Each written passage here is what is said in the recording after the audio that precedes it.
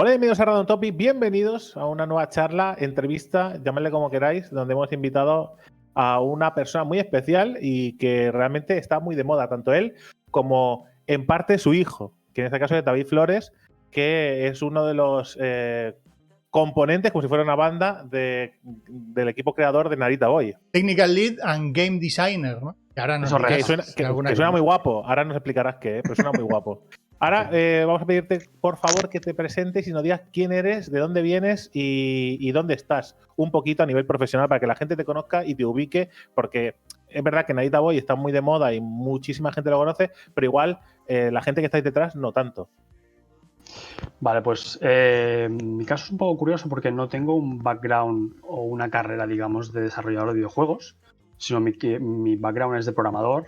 Se puede decir consultor informático, he hecho programación, gestión de proyectos, etcétera, un poco de esto. Tengo ya como unos 20 años a mis espaldas, con lo que de programación sí que tengo mucha carrera, pero de desarrollo de videojuegos no. Entonces, hace unos 5 o 6 años me puse a desarrollar mi videojuego en mis ratos libres. Aparte de mi trabajo día a día, porque era algo que tenía muy claro que quería hacer algo, ¿no? Ya sea por mi cuenta o profesionalmente. Entonces, pues estuve desarrollando un videojuego, entonces tuve que implementar el motor, los gráficos. La verdad es que poquito a poco pues fui montando un juego que la verdad es que ya comenzaba a tener cara y ojos. Lo llevé al Indie Dev Day, que es un evento que se estrenó hace como 3 añitos, ¿no? Que es un poco para eso, para dar un poco visibilidad a juegos o equipos independientes que puedan, pues, de alguna manera tener una lanzadera, ¿no? Para que la gente los conozca. Y en el segundo año que participé, gané el premio al mejor juego del certamen. Entonces, eso, quieres o no, fue un poco mi currículum, ¿no? Mi carta de presentación para entrar en el mundo del desarrollo de videojuegos. Y es como se fijó Eduardo, que es el director de Estudio Cova, y fue un poco mi carta de presentación. Con lo que no es una carrera, digamos, estándar de estudias, haces tus prácticas, etc. Y eso es un poco mi background. Y entré en Cova pues hace pues octubre del 2019. El proyecto ya estaba arrancado y bueno, aterricé y como que hay que decir el último empujón. Y luego como jugador, sí, eso sí, tengo muchas tablas. Creo que llevo desde los 8 o 9 años jugando. Me regalaron un Spectrum 48K cuando yo era un renacuajo. Y desde entonces, pues consolas, ordenadores, he estado jugando siempre. Depende de la época, pues saltaba de ordenador a consola, pero jugar he jugado todo y sigo jugando mucho. Bueno, es verdad que es complicado que gente con tu edad o una quinta parecida tenga una historia de estudios de videojuegos, porque realmente no existían. Ya nos ha pasado con varias personas que se dedican a ello, que nos dicen, bueno, venimos de otra rama y nos hemos reconducido y hemos sacado ahí un poco, ya no por casualidad, porque se busca, pero que no ha sido por una formación estándar, que hoy en día sí que es mucho más sencillo, entre comillas, profesionalizarte desde tus estudios. Al final, todo esto arranca con Yokai Mask. Nos preguntaba la comunidad ¿cómo llevas el proyecto? Pues está congelado, está un poco parado por el hecho de que sí que se puede compaginar el trabajo, digamos, de tu trabajo de toda la vida con un proyecto como Yokai Mask, haciendo 1 horita, 2 horitas al día, pero compaginar dos videojuegos es muy complicado. O sea, la cabeza ya no te da para más. Entonces decidí, mira, lo dejo aparcado, tiramos adelante el Narita, que ya de por sí requería bastante esfuerzo porque entré en la etapa del empujón final. Y ahí está, la verdad es que el juego está bastante avanzado, le queda un 20-30% que suele ser el más complicado, pero ahí está, sí. De hecho, de Yokai Mask, de alguna manera, donde más se podía aprovechar cosas de cara a Narita, y ya me estoy avanzando, es un poco el combate, ¿no? Que fue un poco en lo que se fijó Eduardo Studio Cova en el juego, que entiendo que buscaba justo esa pata para incorporar al juego en el punto en el que estaba. Y sí, es un poco... Sí. El dash, ¿no? Yo creo que el dash, yo desde luego... Un poco todo, sí. Yo soy muy fan de los hack and slash, los he jugado todos, hay que son... Me gustan más, hay que me gustan menos, pero yo que sé, Devil May Cry, Castlevania, los o sea, cualquier juego que sea un hack and slash, ya sea que sea más técnico o menos técnico, los de Platinum quizás son muy técnicos para mí, pero también me gustan, pero yo todo lo que sea hack and slash me lo fumo muy bien, la verdad. ¿Cuál ha sido tu trabajo exactamente dentro de Narita Boy? ¿Cuál ha sido para que la gente sepa relacionar lo que ven en el juego con tu trabajo. ¿Qué es lo que has hecho exactamente? Pues básicamente es toda la parte técnica o de integración en el Unity. O sea, así como Eduardo, que es el director, que de alguna manera él abarca casi todas las patas del juego, el guión, animación, dirección artística, o sea, casi todo. La parte de integración en el Unity, el darle pues el combate, la programación, un poco ese arte invisible que se llama el game feel, ¿no? Cuando juegas un juego, un personaje pues salta, corre, ataca, pero como habéis jugado muchos juegos, la sensación de cuando estás atacando, o estás esquivando, o estás corriendo no es la misma. Entonces, hay una serie de micro cositas, o micro técnicas, o micro, llámale, ingredientes, que hay que ponerle para que realmente cuando juegas, pues lo notes, ¿no? Por ejemplo, el God of War, cuando tiras la hacha y te vuelve, etcétera, hostia, hay una sensación ahí, está muy trabajada y hay una iteración muy grande para que tú sientas cada vez que golpeas.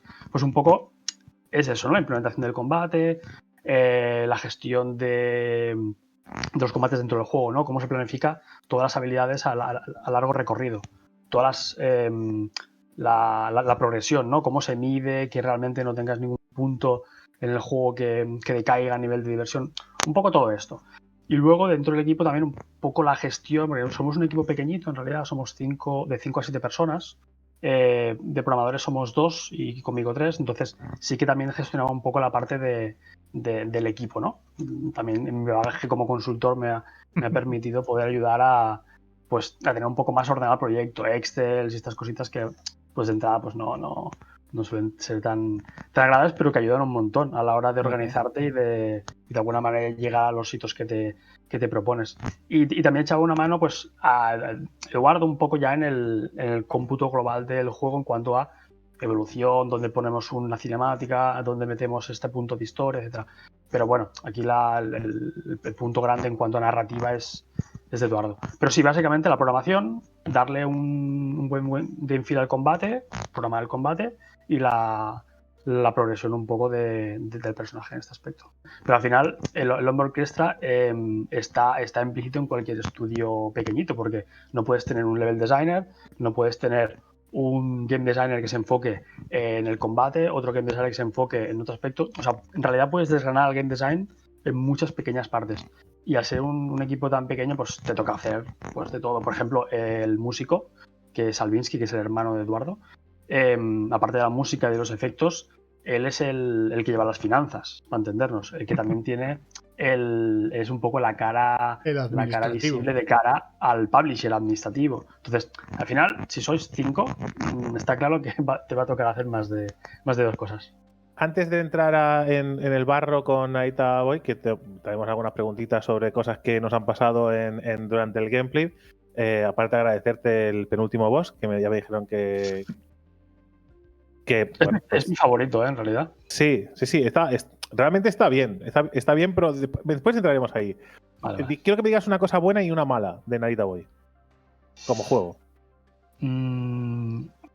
Creo que Narita Boy lo que tiene bueno es que tiene la capacidad de sorprenderte. Es decir, cuando llevas ya un rato en el juego, quizá al principio es algo lento y cuesta un poco, te ponen alguna que otra piedra para que entres. Pero yo creo que a partir de la hora y media, cuando ya sabes leer las pantallas, que sabes meterte un poco en su manera de cómo te cuenta las cosas y un poco ya las pilla el truco, creo que el juego sabe sorprenderte y de la mitad del juego hacia el final, creo que al final es un no parar y está lleno como de pequeños momentos que se te quedan grabados en la retina, ¿no? Ya sea con la música, con un escenario, lo que sea.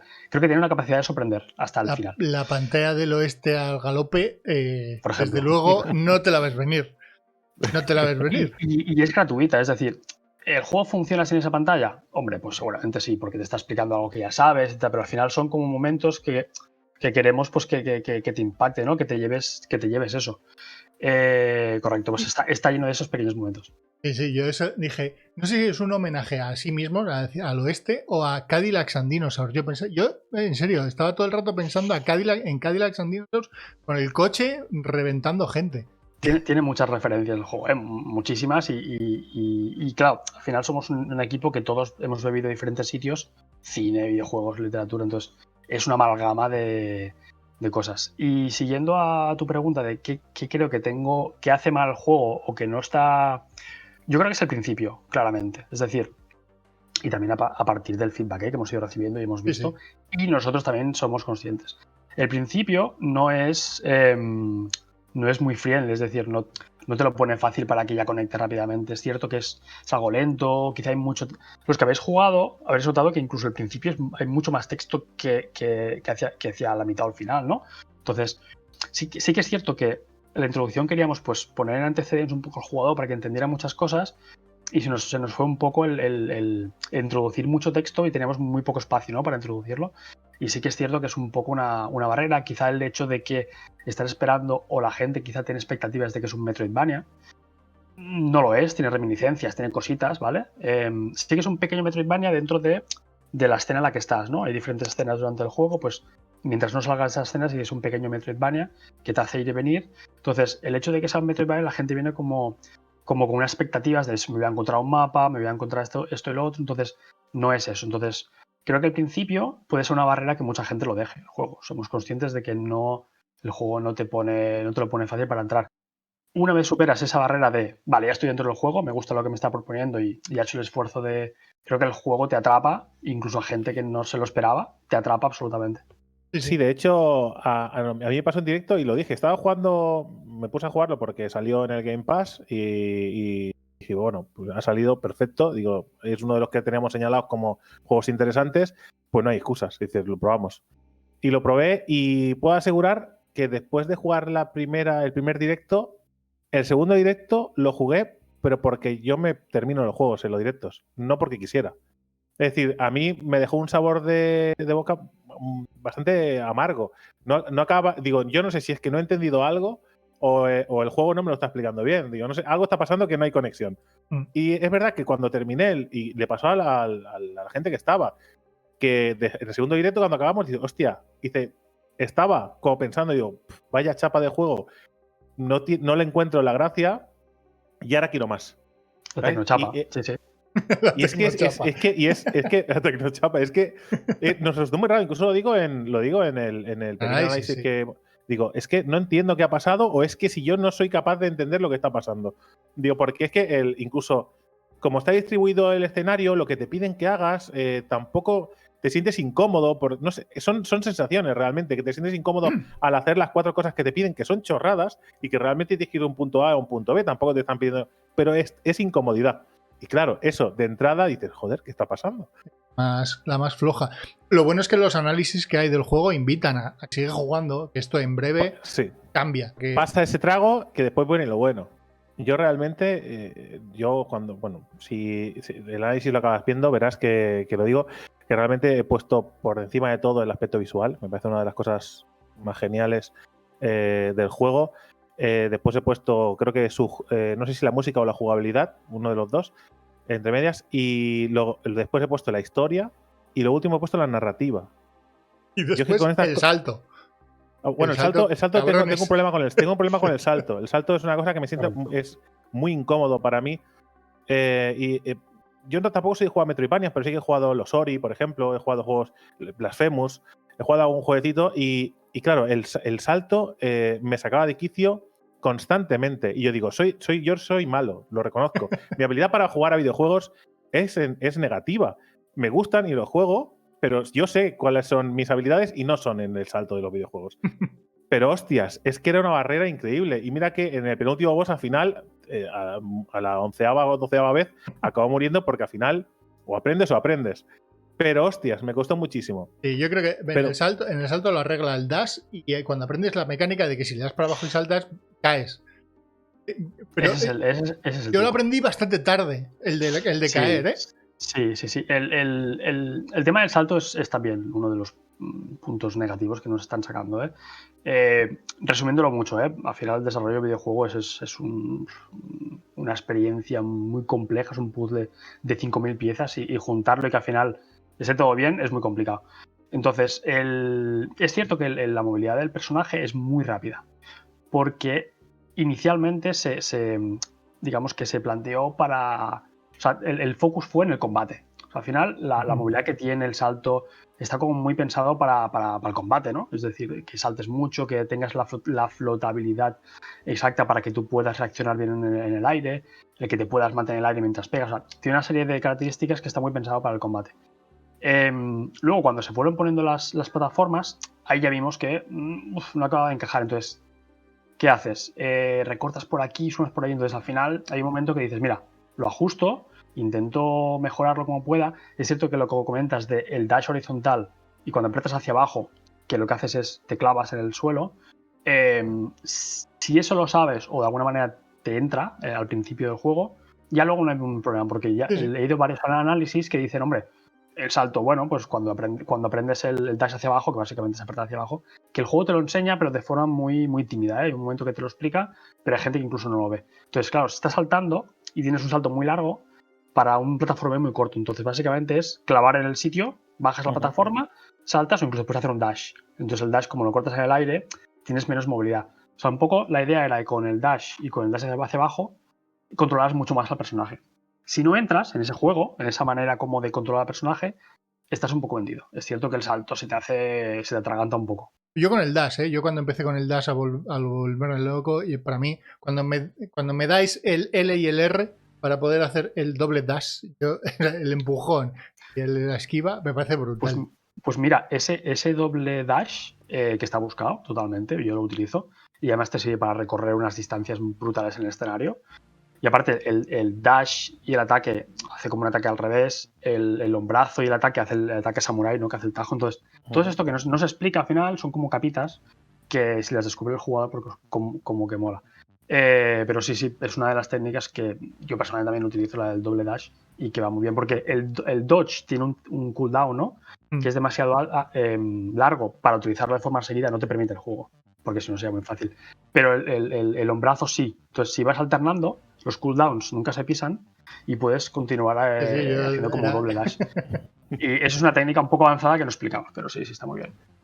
Yo lo que tengo un problema es que el juego es verdad que no te exige, o sea, es un juego bastante lineal y el juego no te exige gran habilidad, que es una de las cosas que he recalcado, que creo que en muchos análisis, no sé por qué, dan a entender que el juego es más complejo de lo que es a nivel jugable. Y es un juego que cualquier persona con muy poca habilidad se lo puede terminar. Tiene que aprender 4 cosas y se lo puede terminar. Lo único que me pasa es que yo también descubro muchas cosas al final del juego, pero porque no las necesito en ningún momento. Porque me da la sensación de que incluso siendo malo y no esquivando lo que debería esquivar, el juego me permite avanzar. Hombre, a ver, si no esquivo nada, mueres. Pero que al final te permite errar muchas veces. Con lo cual, llegas al final y ahí ya no te lo permite.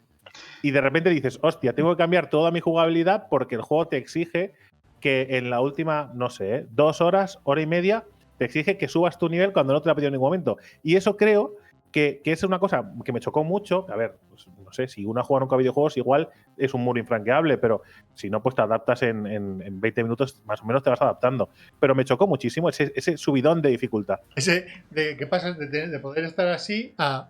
Me tengo que concentrado de repente. Sí.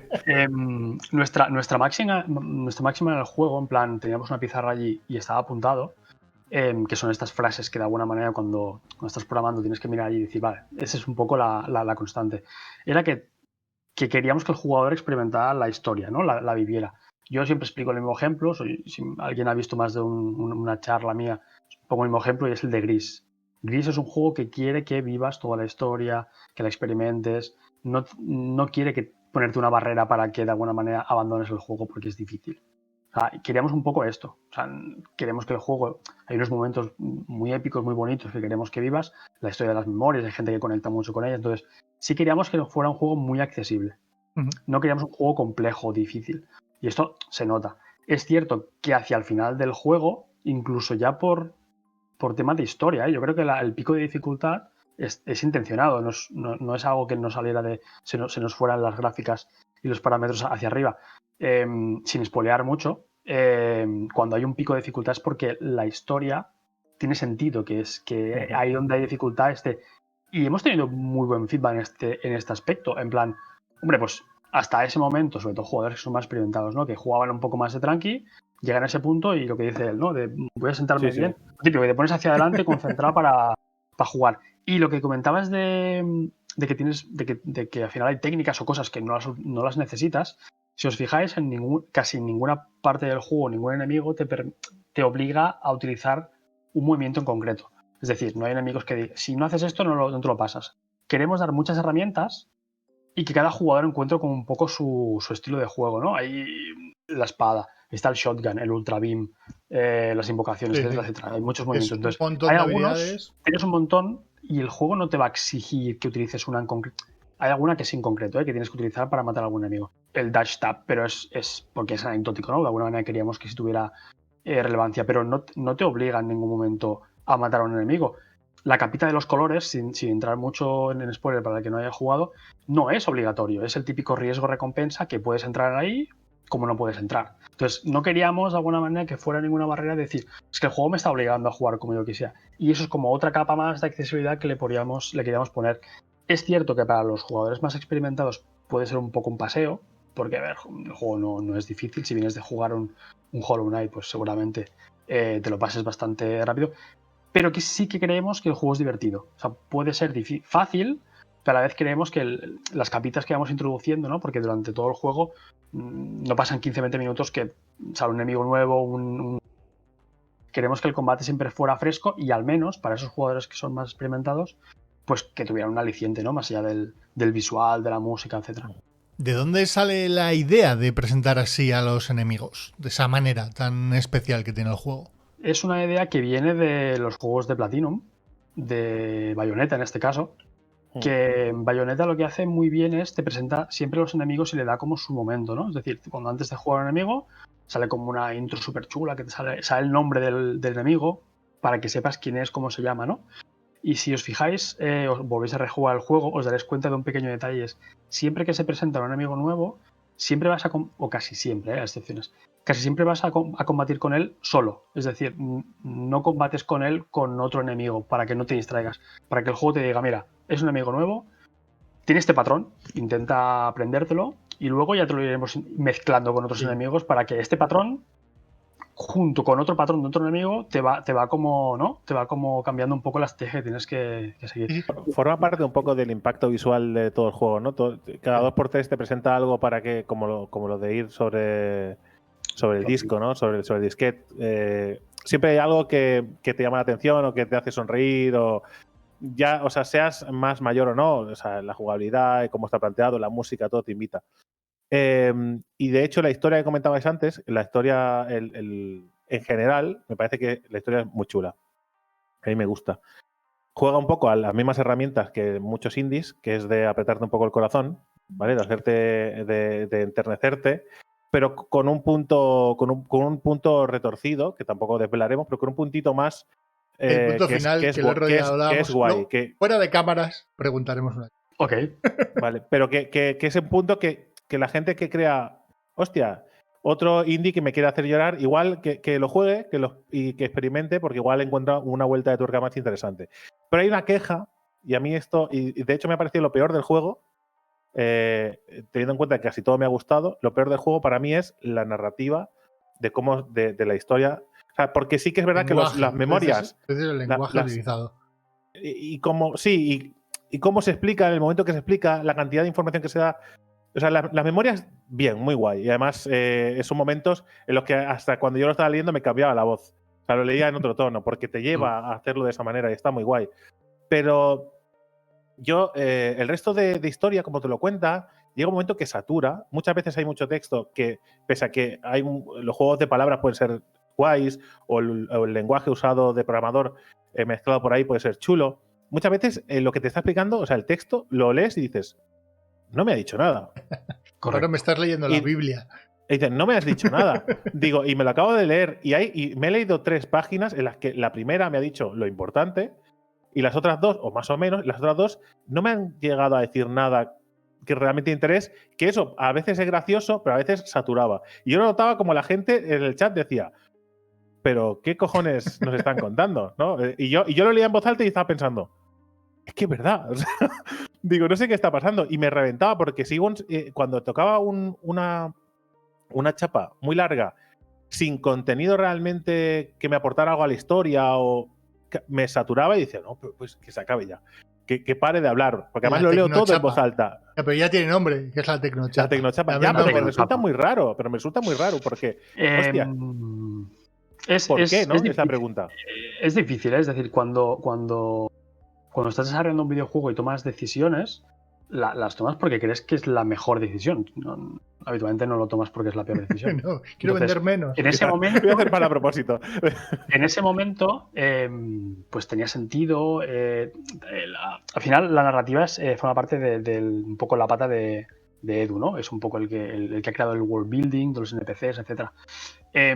Y bueno, es su manera de explicar la historia. Es cierto que quizá de 3-4 bocadillos que te explica un personaje, lo importante es que te lo podía haber dicho en 2 frases, estamos de acuerdo, pero al final también es una decisión creativa. En su momento tenía sentido o creía que conectaba muy bien con el mundo, esa terminología informática, que sí que es cierto que si no estás muy habituado o no entras, porque hay gente que, o sea, hemos tenido feedback de todo tipo, ¿eh?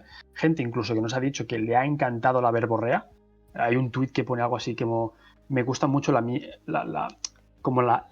mierda que estáis escribiendo, pero me encanta, o sea, ¿no? Me gusta mucho pues, vuestra mierda, algo así en plan que, hostia, me gusta mucho este rollito. O he disfrutado cada palabra, porque como que conecta, se mete dentro y tal. Y hay gente que no, en plan, hostia, pues en vez de 4 bocadillos me lo explicas en uno y ya es suficiente. Y al final también es un poco que va a gustos, ¿no? Hay gente que ha entrado al juego por el visual o por la propuesta y se ha quedado por la historia. O, ¿sabes? Al final hemos encontrado que el público es muy... hay mucha polarización en cuanto a la recepción de que le ha gustado una cosa o le ha gustado otra. Y a veces es difícil, decidir si... Está claro. Lo que decías del combate, ¿no? Hay gente que me ha dicho que el combate... Pero falta de ritmo, repetitivo... Bueno, es que al final o conectas o no conectas, ¿no? Hay juegos que son como más mainstream, ¿no? Es decir, es difícil que no conectes porque está hecho para eso.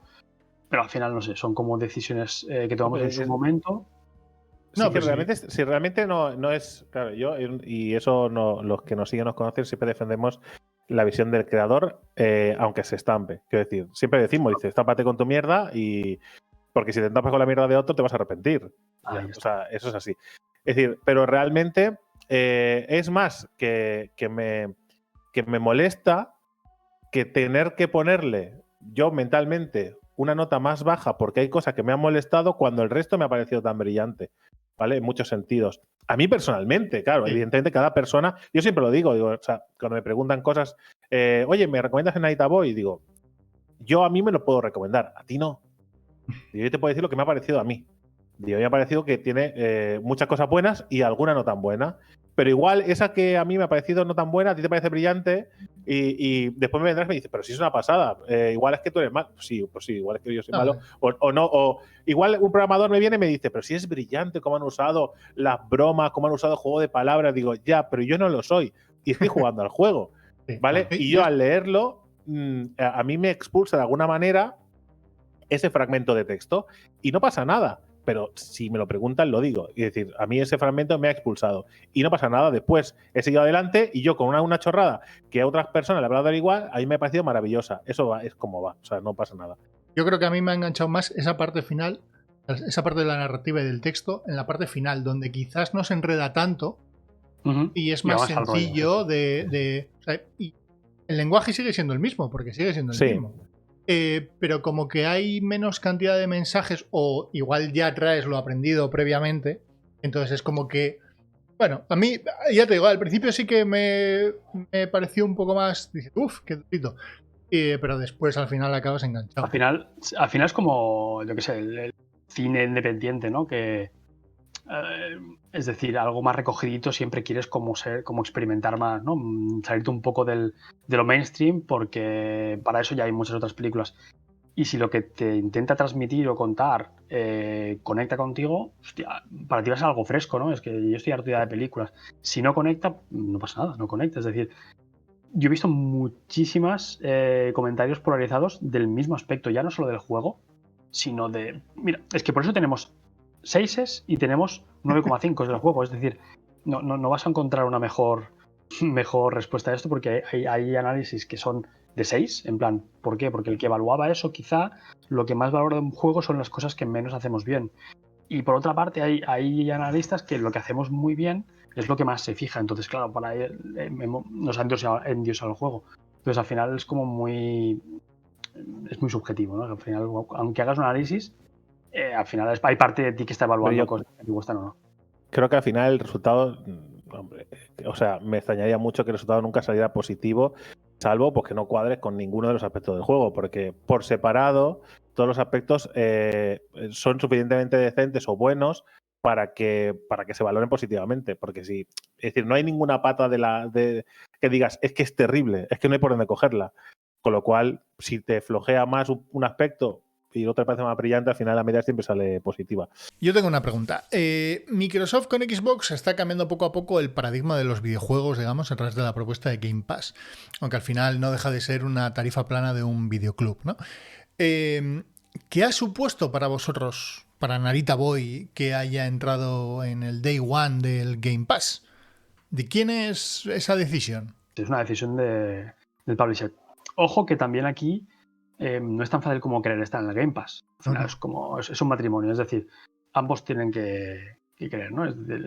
Microsoft también te va a buscar. Al final no es yo quiero salir en Game Pass, sino también Microsoft dice pues me interesa que estés en el Game Pass. A nivel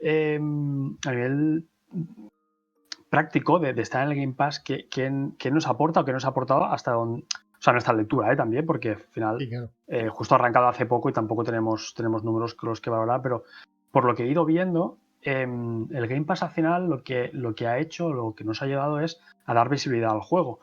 Yo he leído muchos tweets al respecto de que hay gente que se ha acabado la Narita Boy, ha flipado y ha dicho, gracias al Game Pass he jugado a esto porque es que yo no suelo jugar a este tipo de juegos, o incluso indies, ¿no? Yo qué sé, una anécdota que explico estos últimos días, que son muy recientes, que es cuando salió el Outriders, que no tiraba, ¿no? Por los servidores o estoy muy al día, pero salió el día 1, que creo que un par de días después del Narita. Entonces, mucha gente decía, bueno, pues mientras no vaya al Outriders, pues voy a jugar al Narita, ¿no? Por ejemplo. Y la gente diciendo, no vuelvo a los Riders, es decir, estoy enganchadísimo al Narita y hasta que no lo acabe me da igual los Riders que le den por culo, ¿sabes? Entonces, eso, si no estás en el Game Pass, no te pasa, ¿no? Y gracias a Dios de que la gente lo prueba y lo hace extensible, ¿no? Porque al final lo recomiendas. Ya sé que te guste o no te guste, porque tiene dos caras de la moneda. Si lo pruebas, porque es gratis, entre comillas, porque estás pagando una cuota. Si lo pruebas y no te gusta, no lo vas a recomendar. O simplemente si te preguntan por él, pero tampoco vas diciendo no juegues a este juego, ¿no? Lo que lo haces al revés. Recomiendas si algo te gusta, ¿no? Es un poco la... y sí que hemos visto esto, que de alguna manera, pues el boca a oreja está en el Game Pass de, hostia, prueba este juego porque está muy bien, no sé qué, me gusta mucho. Ganas visibilidad. Y muchos tweets al respecto de gente que lo tiene en el Game Pass y dice, y lo he comprado en digital, porque de alguna manera, uno, quiere apoyar y dos, hostia, es que siento que estoy robando, ¿no? Porque es un juego que me ha flipado y que viene incluido que no iba a jugar y que quiero pagar. Y si sale edición física, lo volverá a pagar, ¿no? O hay gente que utiliza la Game Pass como plataforma de demos, ¿no? Hace muchos años, cuando yo jugaba la Play 1 y compraba revistas que me venían demos, ¿no? Que era una manera un poco de probar si un juego te gustaba antes de comprarlo. El Game Pass también funciona como plataforma para probar, ¿eh? Un caso curioso, cuando yo jugué al Narita Boy en Xbox, que me saqué los 1000 puntos de logros, por cierto, no es trampa, es decir, lo jugué bien y tal, ¿eh? Lo curioso arriba, es que... abajo, izquierda, derecha, L... Correcto. Ping. Hacia el final, hacia la mitad del juego, me comenzaron a salir unos logros raros. En Xbox, no sé si estáis acostumbrados a jugar en Xbox, pero los logros raros te dice el porcentaje de personas que lo tienen. Los comunes no, los raros sí. Entonces, hacia la mitad del juego, más o menos, la casa amarilla por ahí, vi que me salían los logros raros. Y eso me dio a pensar de que mucha gente lo probó y ahí se quedó, ¿no? Porque te gusta o porque simplemente picoteas, ¿no? Entonces, es una manera también de dar a conocer, ya sea que el juego te guste o no te guste. Pero funciona como una gran plataforma para dar a conocer tu producto. Aprovechando el tema del Game Pass, que hemos salido un poquito, así vamos a aprovechar para abandonar un poco la senda de Narita Boy, ¿vale? No del todo, porque seguro que alguna cosa más te diremos. Pero hay una cosa que me interesa mucho. Ha sido una noticia hace poco de que Konami, ¿vale? Está buscando gente, ¿vale? Para hacer los próximos juegos de 3 de sus grandes franquicias, que en este caso es Silent Hill, Metal Gear y Castlevania, ¿vale? Entonces, yo esta mañana, mientras daba las noticias en el directo, he dicho, hostia, molaría un montón que alguien cogiera... Yo en este caso señalé a los de Blasphemous para hacer un Castlevania, pero vosotros podríais hacer un Castlevania. Si vosotros de repente Konami dice, hostia, me mola mucho Metal Boy, ¿qué tal si hacéis un Castlevania así en plan retro? ¿Retro o no? No, pero imagínate, que por lo que sea, llaman a tu puerta. ¿Vosotros seréis capaces? ¿Os veis con la sabiduría y las ganas para hacer? De entrada, Konami espera un AAA, ¿no? O sea, de alguna manera quiere poner dinero, espera un Castlevania Lords of Shadows, ¿no? Para entenderlo, un 3. Entonces. Piensa que ahora se está llevando mucho, el tema este de los juegos así como, ya digo, como el vuestro, como Blasphemous, juegos que son muy nuevos, pero que parecen antiguos, aunque como la gente los recuerda, ¿no? Como son los juegos antiguos, se veían mucho peor. Pero la gente cree que eran así, ¿vale? Y por un rollo así. Y ahora está muy de moda. Quizá que igual podría buscar un 2D tipo Symphony of the Night, por ejemplo, ¿no? Sí. Bueno, en realidad, no sé si fue Mercury Steam que hizo el 2, ¿no? De la 3DS o... no recuerdo. Sí. Que creo que era 3D, aunque al final es desplazamiento horizontal, creo que es un 2,5D. Pero, claro, una IP de tan renombre es arriesgado, es meterte un...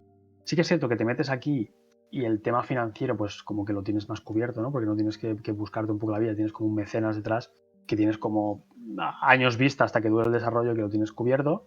Es una preocupación menos que para un estudio indie, es muy importante. Pero claro, por otro lado tienes una IP en la cual pues, te van a poner muchos focos encima, seguramente de Konami, hasta donde sé, incluso estuvo Kojima supervisando, ¿no? Cambió el personaje la cara porque de alguna manera no le gustaba. Entonces, creo que la flexibilidad creativa que tienes en estos casos está limitada, ¿no? Te deben dar como unas pautas.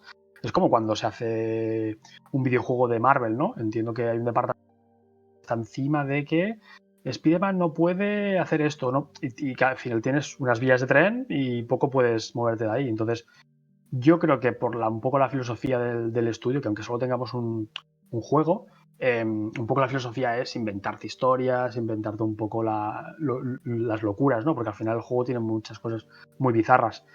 Y es un poco la marca un poco de la casa. Y Edu, que es un poco creativo, él se fue de un estudio que desarrollaba un videojuego, en este caso es Bane, un juego que salió regular. Entonces, él se fue de ahí precisamente para poder crear él sus mierdas, ¿no? Para entendernos, sus movidas. Sí, tal cual. Lo veo muy complicado, que nos metamos en algo que realmente vuelvas a estar encorsetado en unas pautas y unas... Creo que al final no se podría dar el caso, a menos que nosotros, ¿eh? Y los de Blasphemous entiendo que sea algo más o menos parecido, ¿no? Enrique Cabeza, que es el director creativo, pues creo que también es un ser de quiero crear mundos y quiero crear mis movidas. Pero puede darse algún indie que sea la lotería para ellos. Y si la posibilidad fuera, oye, tenéis libertad creativa, ¿qué franquicia elegirías? Si te dieran, oye, pasas lo que quieras, te dejamos la franquicia para que hagas lo que quieras con ella, ¿vale? Si tuvieras que elegir una solo, ¿qué franquicia escogerías? ¿Pero de esas tres, Drake, o de las que de las que él quiera? No, de esas tres no, la que tú quieras, da igual. Me da igual si es de Nintendo, si es de Sony, si es de Microsoft o si es de una third party, me da igual. Hombre, un Castlevania como el Symphony of the Night, no un remaster porque al final es como acotado, ¿no? Pero sí como una secuela espiritual o lo que sea, estaría muy, muy chulo. Pero al final yo me siento más cómodo haciendo juegos 2D, que es un poco lo que... Entonces ya nos quitamos de un plumazo pues Silent Hills y muchas sagas que me gustan mucho. Podrías hacer una versión de un God of War en 2D. Dice, podrías hacer lo que te diera la gana. Un Zelda en 2D. No sé, cualquier cosa valdría. Sí, claro, Zelda. ¿Tu favorita cuál sería para hacer? Es un Metroidvania de Mario, porque... Metroidvania de Mario, ojo, Es mala, ¿eh? No tengo mala, hay dinero ahí, ¿eh? Sí. Cosas más raras han visto, ¿eh? El Mario este de Rabbids que era como un XCOM, ¿no? Que hubo una fisión rara entre Ubisoft y... Mira, yo me lo pasé y estaba de puta madre. Mira, justamente ahí estaban limitados porque les obligaron a... Bueno, les prohibieron que Mario saltara. Correcto. Es lo que te digo, de que son tonterías, pero al final es tu marca y tú pones un poco las reglas, ¿no? En plan, Mario no puede saltar. O sea, son nuestros juegos de Nintendo. Puede saltar Mario, ¿no? Que nosotros tenemos la fórmula del salto. Entonces, bueno, siempre estarás, por mucho que tengas libertad creativa, siempre estarás delimitado por unas guías que te van a decir, por aquí no puede así. Y no se me ocurre ahora una saga. No tengo una saga fetiche como tal, sino que al final yo la verdad es que juego todo. Si el juego es bueno, me da igual. ¿Y qué odias de la industria de los videojuegos? Algo que te dé muchísima rabia. Vale cualquier cosa, ¿eh? Valemos nosotros incluso, Los ¿eh? influencers. La gente, los que hacen vídeos o los que los emiten en directo, o las revistas, o yo qué sé, o la financiación, cualquier cosa vale. Mira, es una cosa que ya no me ha gustado de hace tiempo, lo de las notas en los análisis es algo que desde un tiempo acá pues no me acaban de convencer mucho y ahora lo he vivido en mis propias carnes y te puedo decir que es un mal endémico que yo mismo utilizo porque a veces me voy a Metacritic y miro qué nota tiene un juego para valorarlo y es totalmente un error. Hay que leer el texto del análisis porque al final el texto es lo que te va a decir si el juego te va a gustar o no.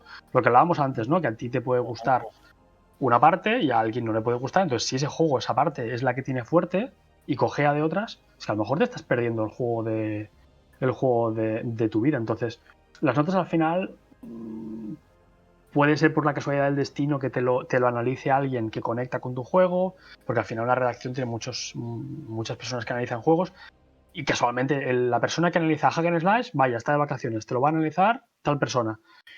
No conecta con el juego, te pone una mala nota es decir, al final son muchos factores de suerte que pueden hacerte que la nota no sea representativo.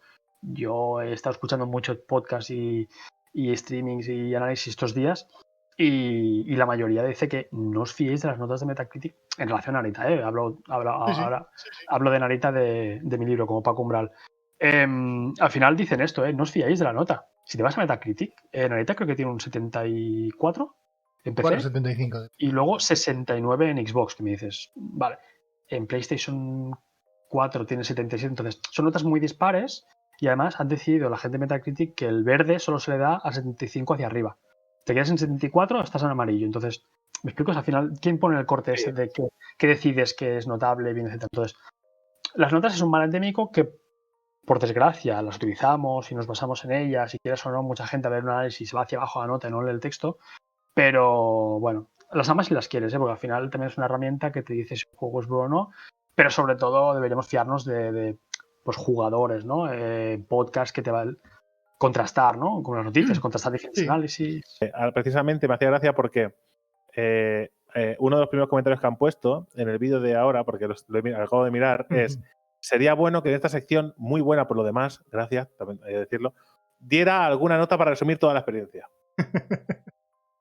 ¿Por qué? O sea, y no la damos, nunca la damos, pero siempre hay alguien que la pide. Pon una nota.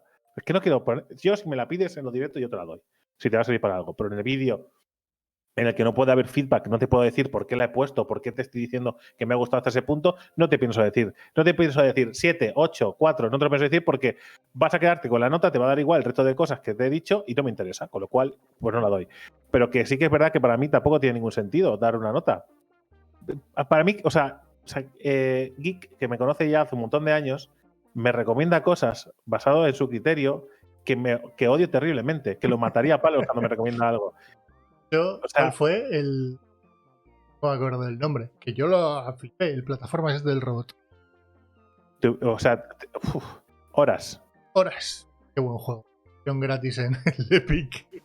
Y me dice, júgatelo en directo. Me lo jugué en directo y me quería morir y quería matarlo a él antes de que yo morir. ¿Vale? Y me lo acabé terminando buscando el que había visto él y nunca lo iba a encontrar. ¿Eso hace que yo tenga mejor gusto que él para los videojuegos? ¿Que su opinión sea mejor? No, le gusta y a mí no. Punto, hasta aquí. Dice, ¿pero cómo Geek te da mal gusto? Digo, no, tiene el suyo y el tuyo no lo compartes. Perfecto, no pasa nada. Hasta eludo los dislikes de Steam, o sea que me dan igual. Quiero decir, claro, me descargo el juego porque muchas veces no saben ni si son programados. No sé. Es que ahí tenemos el problema del bombing. Sí, sí. De hecho, en Metacritic tenemos algunos ceros, porque no se puede remapear el control en teclado. Es cierto. De hecho, hay un parche en camino que la semana después del lanzamiento he estado full con él para intentar paliar un poco bloquear estas paredes.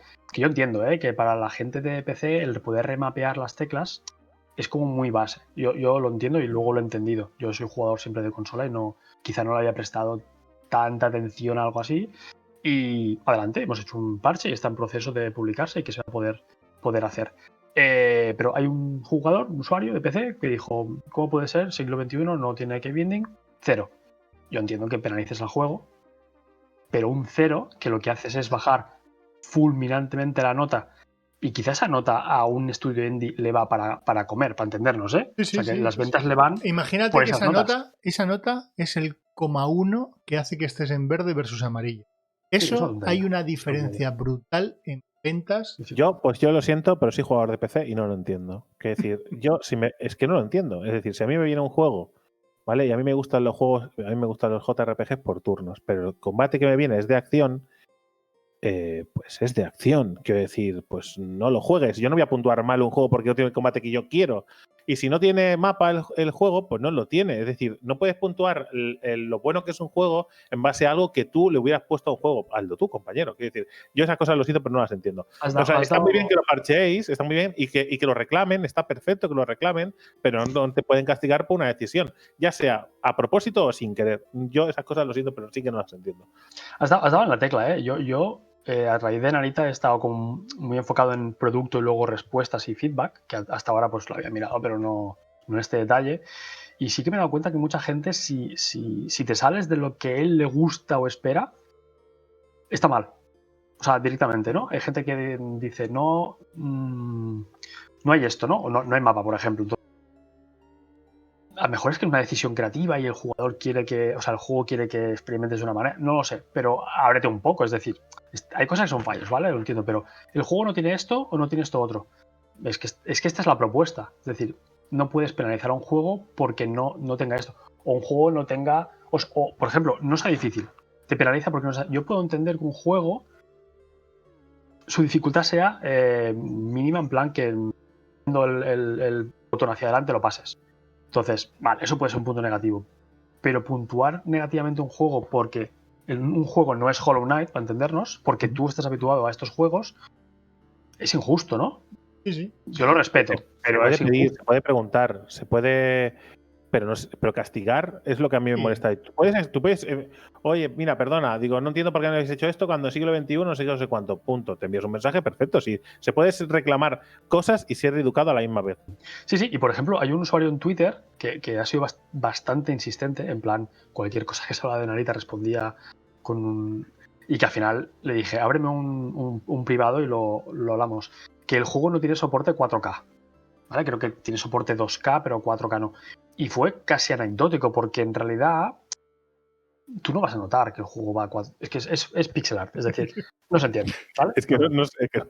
Pues el chaval estaba ofuscado en 4K, yo lo necesito, y le dije, lo pondremos en el backlog y para el siguiente parche lo evaluamos, ¿no? Porque tampoco es algo tan trivial, porque el ponerlo a 4K juego tiene que pasar por una serie de hecho, eso se carga a Team 17, una serie de opciones de rendimiento, hay una serie de movidas que el juego tiene que volver a pasar el check, incluso en PlayStation, Xbox, para certificar que la resolución ahora es 4K, ¿no? Para entenderlo. Entonces, no es tan trivial. Claro, y que el juego no vas a ganar nada porque se vea en 4K. No. Pero nada, cero. Son estas exigencias absurdas, ¿no? Que tú crees que son esenciales, pero que realmente no lo son. Y bueno, nada, pues no pasa nada. Es que además tiene bastante sentido que Sony y Microsoft pongan la lupa cuando tú metes 4K, porque ahora todo el mundo está mirando cómo es ese 4K que va a aparecer en la consola. Quiero decir, si no, pues igual te lo dejan pasar y ya está. Lo curioso es que de hecho lo he leído en ya un par de test de reviews, que hablaban, dice, en la época en la que pedimos el Ray Tracing, el 4K, las texturas super alta definición y tal, viene Narita y te pone un pixel art borroso, con un filtro que te emula una televisión CRT y que te ensucia el píxel y le queda de puta madre, ¿sabes? En plan, es que estamos en el otro extremo. Y hay un pavo que me pide 4K. Lo hemos apuntado y oye, no, que reclamaciones que pues no pasa nada. Sí. Exigencias, ¿eh? O sea, además hay gente que te exige que por qué no tiene soporte 4K o por qué no tienes esto, por qué no tienes lo otro. No sé. Yo entiendo el 4K cuando retrases. Por ejemplo, por eso pusimos la opción de pantalla completa ventana, cosas así, porque sabemos que al final es un tema de practicidad. Y ya te digo, yo no soy usuario de PC y al final, o sea, nos recomendaron pues pantalla completa, ventana y pantalla completa marco, ¿no? ¿Cómo se llama? Entonces, bueno, yo entiendo porque al final la gente que streamea tiene... Pero bueno, que si no lo hemos puesto... Tienes que minimizar para cambiar de pantalla y es un rollo. Y yo entiendo que hay gente que esto pues le rebaja su calidad de vida, ¿no? Pero bueno, tiene que hacer movidas. Yo recuerdo en alguna entrevista que habló de que la gente le exigía el widescreen en el Blasphemous, ¿no? O sea, que pudiera tener soporte para pantallas súper ancha. Entonces, que el juego se va a romper. Porque entonces se te va a estirar el juego. Entonces, que a veces que no tiene ni sentido lo que estás diciendo. Si tú tienes pantalla ultra wide, no es lo normal, pero es que si no estás, porque... Otra cosa es que en el estudio, incluso, es tontería, pero en el estudio, en Cova, no tenemos monitores 4K. No tenemos ni cómo probarlo para entenderlo, ¿sabes? Es como... Yo creo que está muy bien y está guay que apunten las cosas que les piden, pero yo siempre soy partidario de tampoco todas. Es decir, las que vayan cayendo me parezca bien, porque la gente pidiendo, como es gratis, pues pide cualquier chorrada que se le pase por la cabeza, como es gratis y le importa, es que le importa una mierda si mañana el estudio que ha hecho Night Boy cierra, que le da igual. Da igual. Sí. O sea, no le importa. Tengo una anécdota que escuché hace muy poquito de Pazo64, que me pareció que es la hostia, que viene en colación a esto, ¿no? La gente que exige o pide cosas que alteren el juego, ¿no? ¿Por qué esto no es así? Entonces, él pone el ejemplo del Doom, no sé si es el Doom 3, no recuerdo, era el Doom, que decía que el Doom tienes que ir todo el rato con la pistola. Hay una mecánica que es que te penaliza, ¿no? Porque apuntas o disparas o lo que sea. Entonces, toda la gente se quejaba de ¿por qué no puedo tener la mentira, ¿no? Quiero ver todo el rato. Y se ve que hubo un mod en el cual te activaba todo el rato la luz. Y el juego dice que perdió totalmente la atmósfera, la gracia, la mecánica y todo. Entonces, a veces las cosas se hacen porque hay un porqué detrás. Y si se adaptan a lo que estás pidiendo, a lo mejor es que todo el resto se rompe. Entonces me pareció muy buena anécdota esta. Pero porque yo siempre lo digo, o sea, somos unos paletos y unos incultos. La mayoría de jugadores de videojuegos no tenemos ni idea de cómo se hace un videojuego. ¿Qué cojones estamos reclamando? Es que disfruta de los videojuegos. Yo entiendo que haya ciertos parámetros que puedas decir, hostia, molaría que pues metieran estas cosas, o me hubiera gustado que, yo qué sé, que pues lo de mapeado de tecla, bueno, lo puedo entender que, oye, me hubiera molado que estuviera. Pero no exijas cosas que no sabes, porque no tienes ni idea. Yo no tengo ni idea y la mayoría de jugadores no tenemos ni idea. Ya está, no te metas. Deja que hagan juego y si no te gusta, no lo juegues a otro. ¿Será que no hay videojuegos? ¿Será que no hay videojuegos? De verdad, es que cada vez que alguien me dice, ¿podrías jugar juegos clásicos? Digo, es que no me da la vida para jugar juegos nuevos, para ponerme a jugar juegos clásicos. Es así. Y otra cosa es la duración del juego, que eso no lo hemos comentado antes, que me parece que la duración del juego es excelente. O sea, y eso ni siquiera creo que no sé si lo digo en el análisis, pero es que me parece excelente. Porque estoy hasta las narices que los juegos duren demasiado. Y no mucho, demasiado. Porque tú puedes durar 30 horas justificadas, ¿vale? O puede durar 30 horas que eran 10. ¿Vale? Me parece que esa vara de medir, no sé quién la ha hecho, quién ha sido capaz de ajustar, o el equipo entero, pero me parece muy bien medido. Y hoy en día se ven poquitos juegos que estén medidos así. Es de las pocas cosas, mira, la música, el diseño artístico, ¿no? Para entendernos. Y la duración, creo que han sido una de las tres patas que no hemos tenido queja ninguna. O sea, nadie se puede quejar de la música, nadie se puede quejar del aspecto visual, que creo que es muy bueno. Y la duración, porque es perfecta. Yo creo que hacia la mitad del juego, hacia el final, es un no parar, te van saliendo como muchas cosas, muy fresco. Y creo que tiene una duración perfecta. Calculamos entre unas 7, 9, depende un poco también de lo que pierdas, o etcétera, pero más o menos esa duración y creemos que es. Y me pasa yo también hoy en día. A veces vas a ponerte a jugar un juego y tienes que pensar muy bien, porque dices, voy a hipotecar 3 semanas o un mes jugando a esto, porque es que dura 60 horas la campaña, y dices, hombre. Entonces sí, tiene una duración de 3 o 4 sentadas, depende un poco lo que le des cada sentada, pero sí, más o menos unas 3 o 4 sentadas de 2 horas te la acabas. Que creo que la media en Steam La media en Steam de las personas que juegan a Narita creo que es unas 2 horas por sesión, más o menos. Bueno, pero porque de hecho, incluso es el tiempo que nosotros dedicamos a hacer los directos de videojuegos, 2 horitas, pero porque es que, salvo días especiales que hacemos 6 horas, son 12 horas, además no, porque tenemos una edad y no queremos que nos dé un parraque, pero salvo esas, es que me parece que es el tiempo óptimo para no agotarte y empezar a jugar simplemente por jugar, ¿vale? Que eso cuando pasa con un juego por servicio, como puede ser un League of Legends o un Counter-Strike, pues da igual, porque son partidas que al final es repetición y no lo mismo, pero cuando es una historia y es algo que tienes que avanzar y que tienes que estar atento a lo que está pasando, yo creo que al final pierdes la atención, ya no solo tú, sino los que te están viendo. Llega un momento en el que desconectan. Y mucho más rato, creo que es molesto. Yo fíjate, creo que en el caso de Narita Boy, la duración es la que tiene que ser porque el target o la audiencia principal del juego es el que somos nosotros. Además es que es eso, cuando eres joven valoras mucho más la duración porque al final el dinero es más justo, digamos. Entonces al final muchos jóvenes valoran el dinero invertido por horas que me da, ¿no? Es como otra mentalidad, porque ellos tienen mucho más tiempo que nosotros.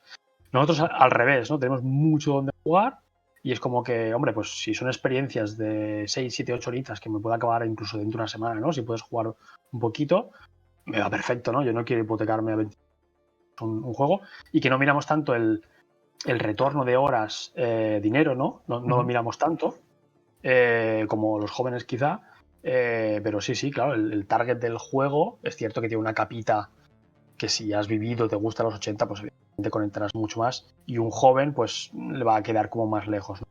Pero sí es cierto que el juego también tiene una duración condensada para que no... Y no hemos querido estirar el chicle, es decir, hay juegos que hoy en día te presentan una mecánica y te la estiran y la aborreces, ¿no? Nosotros, si los que se hayan pasado el juego lo habrán visto, que hay mecánicas o cosas que te lo ponemos una vez y no te lo damos más. Es para ese momento, queremos que vivas ese momento y ya está. Si te lo ponemos más, ya como que no... Entonces, al final es un poco eso. Queremos vivir momentos y te lo doy, te lo quito y a otra cosa. Lo decías tú antes y es una cosa que yo siempre, y además nosotros que somos muy de jugar a MMOs, nos repatea mucho. Tú entras en una mazmorra, ¿vale? Con 4 personas más a jugar y es una mazmorra nueva que alguien ha diseñado y que tiene mogollón de detalles y mogollón de cosas y te paras un momento a mirar y te han dejado atrás. Y me repatea terriblemente no poder... O sea, prefiero entrar con amigos y decir, vamos a parar un momento. ¿Dónde está, tío? Estoy mirando esto, que está curradísimo. ¿Habéis visto el puente ese allí, en la lava, las estatuas aquí cómo se giran? ¿Habéis visto eso? Y dice, pues no me he fijado. Digo, hostia, pues está ahí. Y creo que es el juego, aunque muchas veces te invita a avanzar, sobre todo de una mitad para adelante, o sea, ya hacia el final, que te invita a correr un poquito más. Y además yo soy de dejarme llevar, es decir, me paro y me empano, pero si el juego me empuja, yo me dejo empujar. Es decir, yo donde me lleve. Hostias, hay muchas cosas que igual, sobre todo en la última parte, habría que volver a ver, porque, joder, hay mucha cosita ahí puesta. Ya no solo guiños a los 90 y tal, que sí que están, sino cositas, detalles, cositas bonitas que se han hecho y que no percibes. En este y en muchos juegos. Quiero decir. De hecho, sí, os voy a explicar una cosa, porque mucha gente también nos ha criticado el hecho de no poder tirar hacia atrás porque hay unos coleccionables, son muy poquitos, pero hay algo, ¿no?, que te puedes dejar. Entonces, también nos han criticado el hecho de no poder tirar para atrás. Era un tema complejo el poder hacerlo, ¿no?, porque el concepto de que el juego te va tirando hacia adelante, el poder tirar hacia atrás, pues era más complejo. Entonces, al final, lo que optamos es, bueno, pues el que le guste el juego, pues lo volverá a rejugar. No hace falta que lo hagas de forma inmediata, es decir, la gente tiene mucha ansia en acabarse los 1000 logros porque quiero verlo todo. Es un juego que el año que viene pues vuelves a jugar, vuelves a disfrutar otra vez de la historia. Entonces, lo que sí que yo invito a la gente es que cuando le dé una segunda vuelta, o sea, su rejugabilidad no se basa en coleccionables como tal, sino que os fijéis en los escenarios, los volváis a ver con otros ojos, porque los escenarios explican muchas cosas que se os han pasado la primera vez.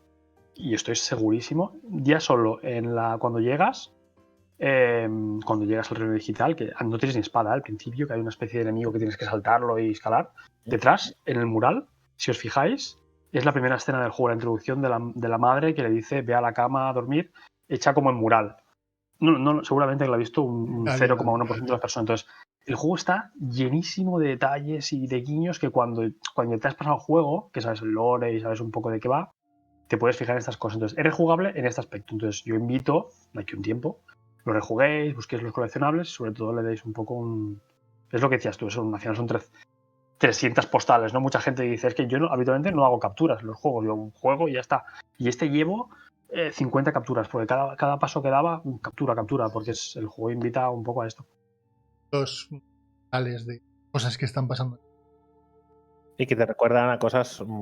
Hay el momento en el bosque con el ciervo, entonces hay cosas muy guays. Y yo Pero no da rabia. Quiero decir, no da rabia ver a otro jugar el juego, tu juego, en este caso, vuestro juego, y que corra. Ya sé que te da igual porque al final, si lo ha comprado y lo ha disfrutado a su manera, pues lo ha comprado y ya está, sin ningún problema. Pero no da un poquito de rabia. Sí, Currarte tanto algo y ver qué pasa de todo olímpicamente. sí, claro, porque a lo mejor has estado, pues la escena del bosque, sin entrar mucho, a lo mejor son como 2 tramos y a lo mejor hay días de trabajo ahí, porque hay mucha cosa que los ves en ese momento y hay una canción que es exclusivamente solo para ese momento, etcétera. Y a veces sí que ves streamings o lo que sea que pues es un proceso, ¿no? Vas del punto A Está dándole el botón, ¿no? Está punto dándole el B. botón. Correcto, sí.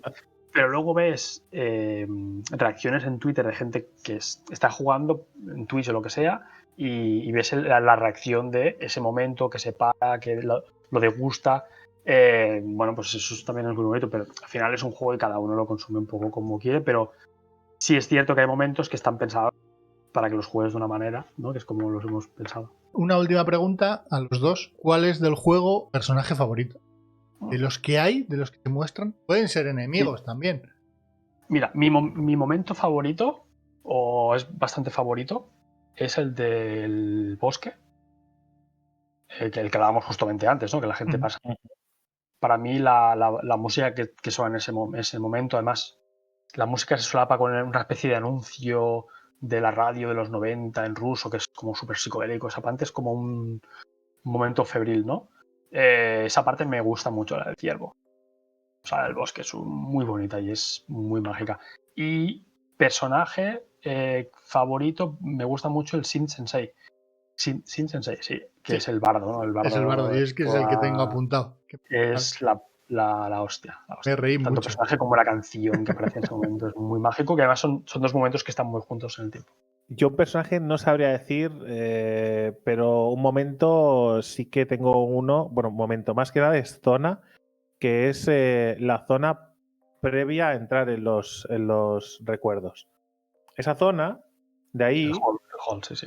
hay una cosa que a mí siempre me ha fascinado, que es como creadores, escritores, lo que sea, crean o fragmentan o dan forma a la cabeza o la memoria o algo. Por ejemplo, que es Cazadores de Sueños, de Stephen King, que es que lo tiene puesto como si fuera un archivador y que coge las cosas y las guarda en un sitio donde... Me fascina cuando la gente le da una forma Material, algo. fantástica. Exactamente. Y me gustó mucho, me gusta cuando las cosas están puestas de una manera así especial y le da ese trocito. Yo ahí podría estar descansando un rato. Esa zona de paz, yo me puedo sentar un rato y estar relajado.